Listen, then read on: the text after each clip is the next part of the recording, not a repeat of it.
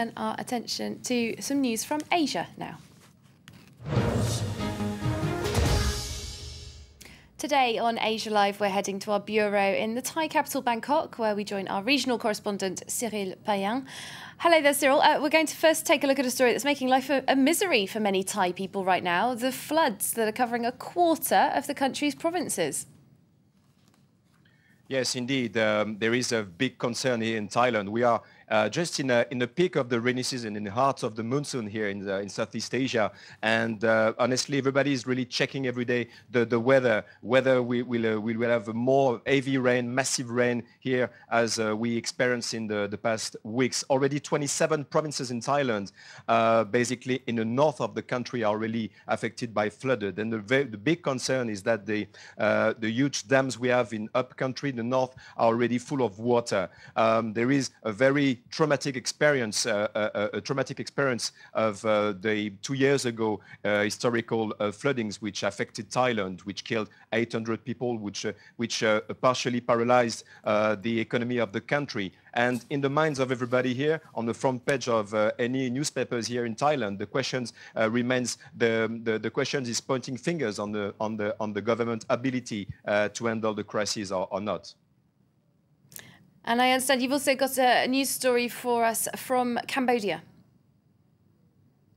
Yes, indeed. It has been 2 months now since the last general elections in Phnom Penh in Cambodia, and there is a regional concern over this dispute, this very dangerous standoff between the opposition leader, the charismatic opposition leader Sam Rainsy, and the longest serving prime minister in Asia, Prime Minister Hun Sen.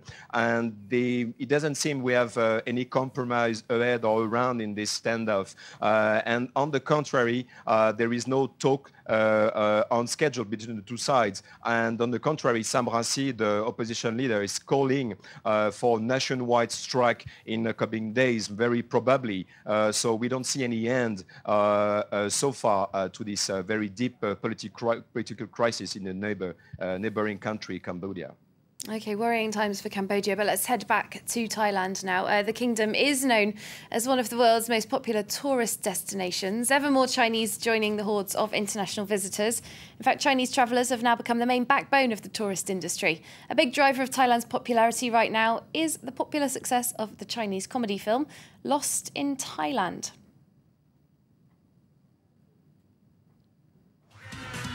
Lost in Thailand, a slapstick comedy, has not only become one of the biggest hits in the Chinese box office, it's had a very unexpected consequence too. A boom in Chinese tourism in Thailand. In the months since the launch of the film, the number of Chinese making the trip here has shot up by 30%. Echo Wang is a young Chinese blogger. She's just provoked outrage at home by publishing a book criticizing the behavior of her fellow nationals in Thailand.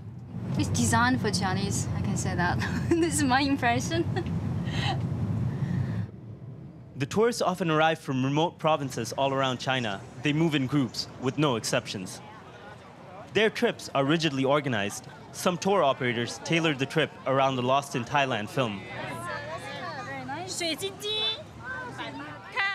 Lost in Thailand? I've seen it 10 times. Is this why you are here?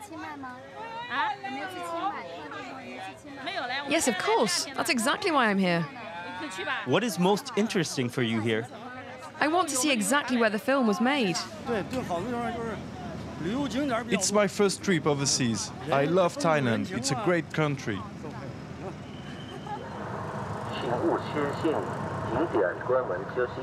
Even though Echo is Chinese, she is careful to avoid places where there's a high chance of running into other Chinese tourists. It's loud and people are so packed together and doesn't create a very pleasant, relaxing atmosphere, for you to wander around these beautiful temples to enjoy the beauties. It's a bit difficult to handle. The Chinese are very demanding. They always want more. They haggle all the time and for everything. I always have to remind them how to behave, the do's and the don'ts. The film was partially sponsored by the Tourism Authority of Thailand, but Thailand is now becoming a victim of the film's success. The positive way, they bring a lot of money, tourism earning, and the people in the tourism business, they got a lot of profit. But the people not in the tourism business, they may feel embarrassed because of the culture shock. Arrivals of Chinese tourists increased by 93% this year, and it's expected there will be more than 5 million incoming in 2014, the same year that Lost in Thailand 2 is scheduled to be released. Well, it's made me want to go on holiday to Thailand anyway. Thanks very much, Cyril Payan, for that report and for taking part in Asia Live today on France 24. Well, coming up, more international news with my colleague Molly Hall. She'll be examining the latest draft UN resolution that's been hammered out by the United States and Russia.